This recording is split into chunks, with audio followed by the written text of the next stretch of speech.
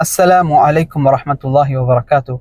الحمد لله رب العالمين والعاقبة للمتقين والصلاة والسلام على أشرف الأنبياء والمرسلين وعلى آله وصحبه أجمعين.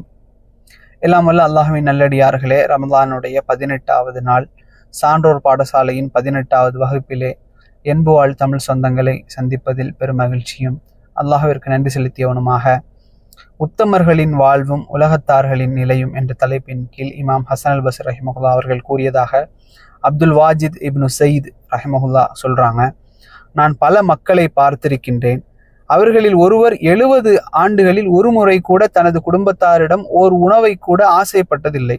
இன்னும் பல மக்களை நான் பார்த்திருக்கின்றேன். அவர்களில் ஒருவர் 70 ஆண்டுகளில் ஒரு முறை கூட தலைக்கு தலையணை வைத்ததில்லை. அவர்களில் ஒருவர் தான் சாப்பிடக்கூடிய உணவு தனது வயிற்றில் ஒரு கல்லாக ஆகிவிட வேண்டும் என்று விரும்பக்கூடியவராக இருந்தார். கருத்து என்ன?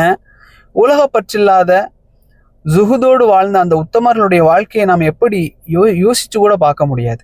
உலக இன்பத்திலேயே மூழ்கி வாழக்கூடிய நம்மை போன்றவர்கள் அவர்களுடைய வாழ்க்கையை பற்றி கூற என்ன தகுதி இருக்கின்றது? எந்த தகுதியும் இல்லை.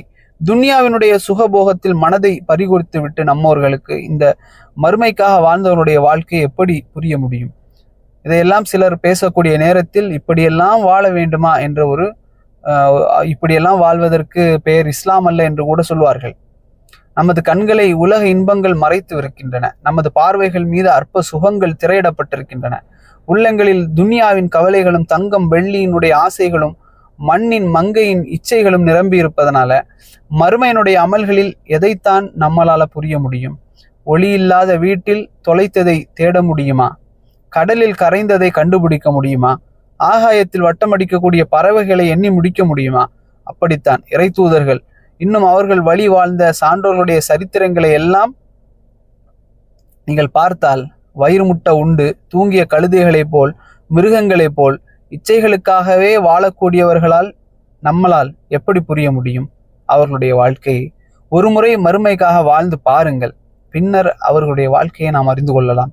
ஒருமுறை இறை அன்பையும் இறை தூதருடைய நேசத்தையும் உள்ளத்தில் உணர்ந்து பார்ப்போம், பின்னர் நாம் புரிந்து கொள்வோம். உள்ளத்தை உலக மோகத்தில் அழுக்கிலிருந்து சுத்தப்படுத்துவோம், பின்னர் நாம் தெரிந்து கொள்வோம். மறுமையினுடைய கவலை மிகுந்த இருக்கக்கூடியவர்கள் பசிக்கு சாப்பிடுவார்களா அல்லது ருசிக்கு சாப்பிடுவார்களா?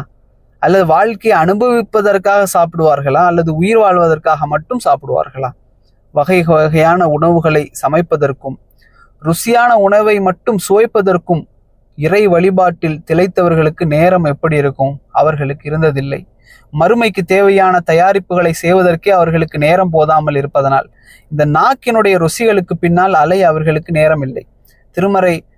திருக்குர்ஆனை ஓதுவதில் திக்ருகள் செய்வதில் மூழ்கியவர்களுக்கு இந்த சரீரத்தினுடைய இச்சைக்கு பின்னால் நாவினுடைய விருப்பத்திற்கு பின்னால் அலைவதற்கு நேரம் இல்லாமல் இருந்தது. கிடைக்கக்கூடிய செல்வத்தை ஏழைகளுக்கு பகிர்ந்து அளித்து அந்த வள்ளல்களுக்கு தான் விரும்புவதை சாப்பிடுவதற்கு செல்வமும் இருந்தது கிடையாது. தொழுகையினுடைய கண் குளிர்ச்சியை திக்ரிலும் திலாவத்திலும் மன நிம்மதியை தேடிய மக்களுக்கு உணவின் ருசியை தேடுவதற்கு நேரம் இருந்தது கிடையாது. சிந்தனையெல்லாம் என்ன இருந்தது? சொர்க்க இன்பங்களில் சிதறி இருந்தது. ஈடுபாடுகள் எல்லாம் சொர்க்கத்தினுடைய அமல்களை அதிகரிப்பதில் இருந்தது. உணவுகளை விரும்புவதற்கும் சுகமாக படுப்பதற்கும் அவர்களுக்கு கவனம் இல்லை. நரக நெருப்பினுடைய பயத்தாலும் மஹ்ஷர் மைதானத்தினுடைய திடுக்கத்தாலும் இரவினுடைய தூக்கத்தை தொலைத்த அந்த சான்றோர்கள் தலையணையின் சுகத்தை எப்படி கண்டிருப்பார்கள்? மெல்லிய விருப்பு சுகமான தூக்கத்தை கொடுக்கிறது என்று கூறி அதை அப்புறப்படுத்திய தூதருடைய வாழ்க்கையை படித்துவிட்டு அதில் பாடம் பெற்ற அந்த சான்றோர்களா நம்மை போன்று மெத்தைகளையும் தலையணையும் தேடி அலைந்திருப்பார்கள்? அலைந்தது கிடையாது. ஆயிஷா, யா ஆயிஷா, என்னை விட்டுவிடு, என் இறைவனை நான் வணங்கப் போகின்றேன் என்று கூறி கால் வீங்க நின்று வணங்கிய அல்லாஹ்வுடைய தூதர் ஸல்லல்லாஹு அலைஹி வஸல்லம் அவருடைய வாழ்க்கையை முன்மாதிரியாக எடுத்துக்கொண்ட அந்த நல்லவர்களா இரவெல்லாம் தூங்கி இருப்பார்கள்? பகலில் சுற்றி திரிவதும் இரவில் தூங்கி கழிப்பதும் இன்றையவர்களுடைய நமது நிலையாக இருக்கின்றது.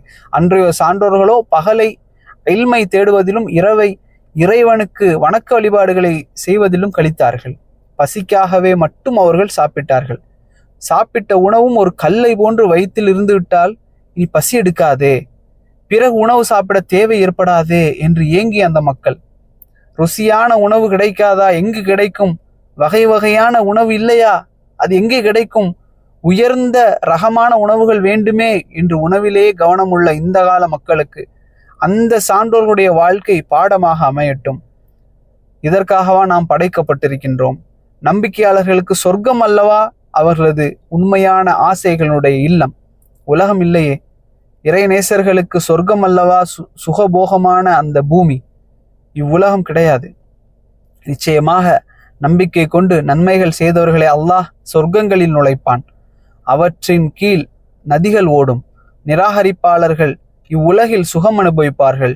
கால்நடைகள் சாப்பிடுவது போல் சாப்பிடுகிறார்கள். நரகம்தான் அவர்களுடைய தங்குமிடம் என்றால் குர்ஆன் 47 அத்தியாயத்தினுடைய 12வது வசனத்திலே அல்லாஹ் சொல்லி காட்டுகின்றார். யா அல்லாஹ், எங்களையும் இந்த உலக இன்பங்களின் மோகத்திலிருந்து விடுதலை செய்வாயாக. எங்கள் நேரங்களை உன்னை வணங்கி வழிபடக்கூடிய நேரங்களாக ஆக்கி வைப்பாயாக. யா அல்லாஹ், உண்பதிலும் உடுத்துவதிலும் உறங்குவதிலும் நேரங்களை செலவு செய்வதிலும் வீணர்களாக எங்களை ஆக்கிவிடாதே. ஆமீன். ஹதா மா இந்தி வல் இல்மு இன்தல்லாஹ் வ கூலு கௌலி ஹதா வஸ்தக்ஃபிருல்லாஹ் லி வ லக்கும். அஸ்ஸலாமு அலைக்கும் வரஹ்மத்துல்லாஹி வபரகாத்துஹு.